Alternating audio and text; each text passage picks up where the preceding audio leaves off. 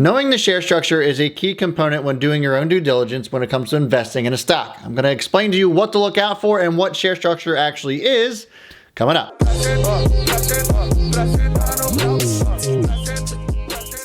What's going on, guys? Welcome to Own the Chaos. My name is Brad, and today's topic is going to be on share structure. What is it? What to look for? What's a good share structure? What's a terrible share structure? We'll cover everything related to that today. Before I do, just want to invite you to our free trading platform. It's called WeTradeHQ.com, and the link is in the description below. It is a free platform where people can learn and grow with other like-minded individuals and celebrate in each other's success. It's not solely wrapped around penny stocks, even though that's what this channel is based on. If you're trading big boards, if you're trading options, Forex, no matter what you're trading within the market, WeTradeHQ is the place for you. So let's go ahead and get started. So what is share structure? Share structure is basically how a company comprises their authorized shares, their outstanding shares, restricted shares, and float. And we'll cover what all of that is. You might be wondering what all these terms are, and I'll go over that right now. So authorized shares. So authorized shares is the amount of shares within a company that is actually legally able to be issued out to the public. So we'll abbreviate that with AS. So sometimes you'll see that within a chat group or maybe somebody you're talking to, and it'll be AS. So we'll just shorten that out because writing out authorized shares will take me 30 seconds and then it'll be just dead air and nobody wants to watch me write authorized shares. Plus my handwriting is terrible. So we'll start off with authorized shares, okay? Let's just say the entire share structure of a company is comprised of 1 million shares, okay? 1 million shares, and then the authorized shares are going to be 500,000. Let's just say you're doing your due diligence on a particular stock, and you're looking at their financials. You see 500,000 shares as their AS. This means that they still have 500,000 shares that are available to issue to the public that can be traded. Currently, this can't be traded at all. That is just basically, just consider that a savings account if you're talking about money.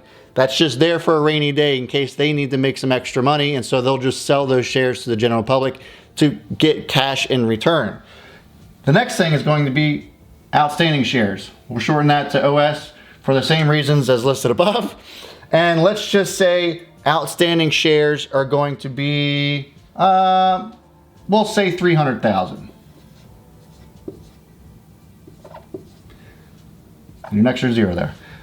300,000 shares is going to be in the outstanding shares, or the OS, okay? This is the amount of shares that can be issued and traded to the public. It's not just the public, though. There are instances where there will be restricted shares, sometimes even under DTC, and those are shares that only are traded to maybe institutional investors or perhaps employees of the company. So let's just say that there are restricted shares in a stock, okay? So we'll just say RS for restricted shares, and there's 150,000 of restricted shares in this particular company. Now, what's that leave us with? It leaves us with float, okay?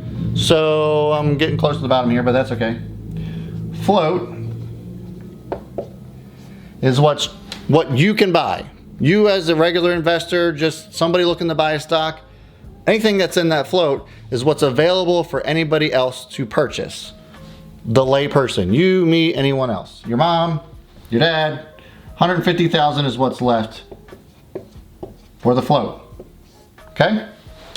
So you got your AS, your OS, which the restricted shares and the float add up to the OS because that's all tradable. That's actually shares that have been issued.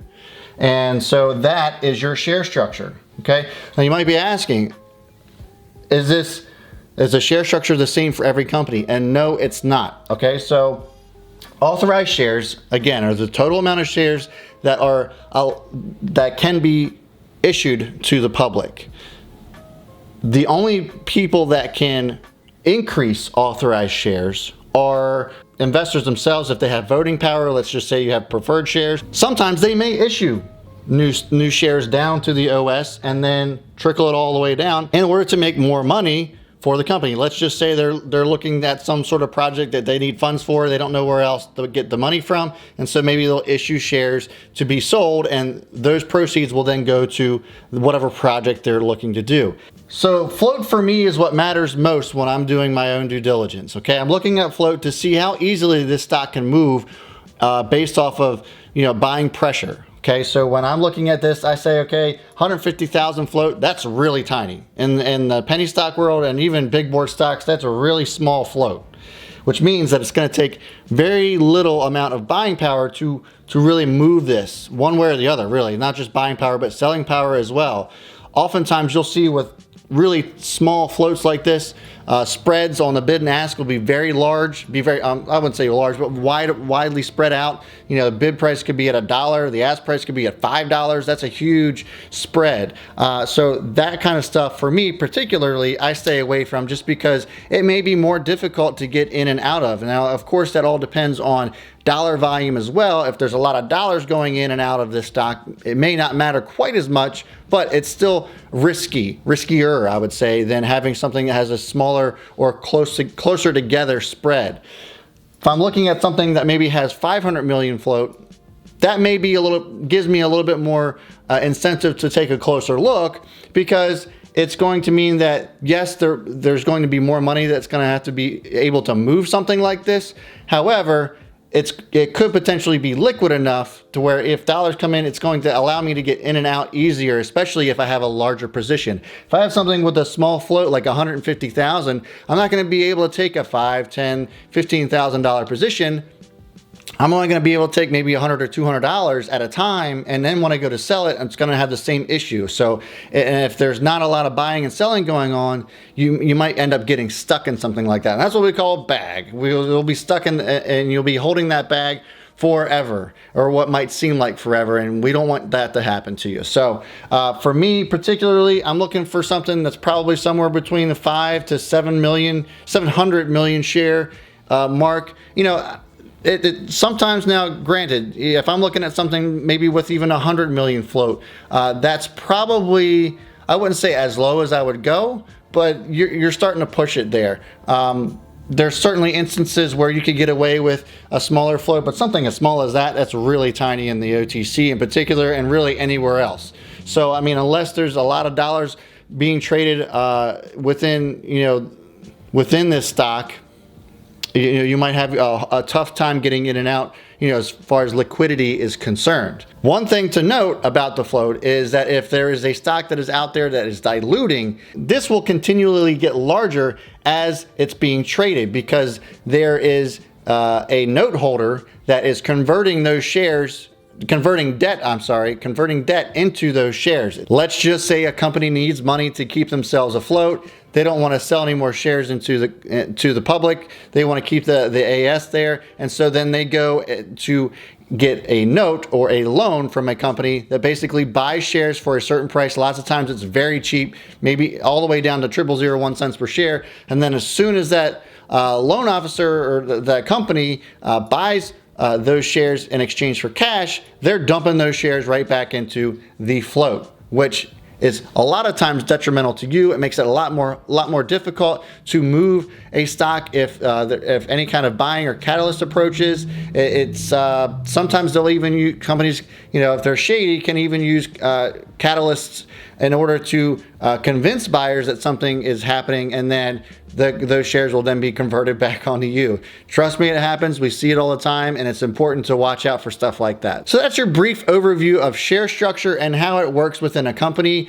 and what to necessarily look for. And that's all I got for you guys today. Thanks so much for tuning in. If you are interested in learning more about how to trade in the stock market, how to find success within these highly volatile penny stocks, I do have a mentorship where I go live with folks every morning, and I also have a comprehensive course. Those links are in the description below. And then we also have our free platform. It's called WeTradeHQ. Check the link down below as well for that. It's just a great community where like-minded individuals get together and learn and grow and celebrate each other's success. No matter what you're trading in the market, WeTradeHQ is the place for you. That is all for me. As always, I will see you all before the bell, and B. Smith is out.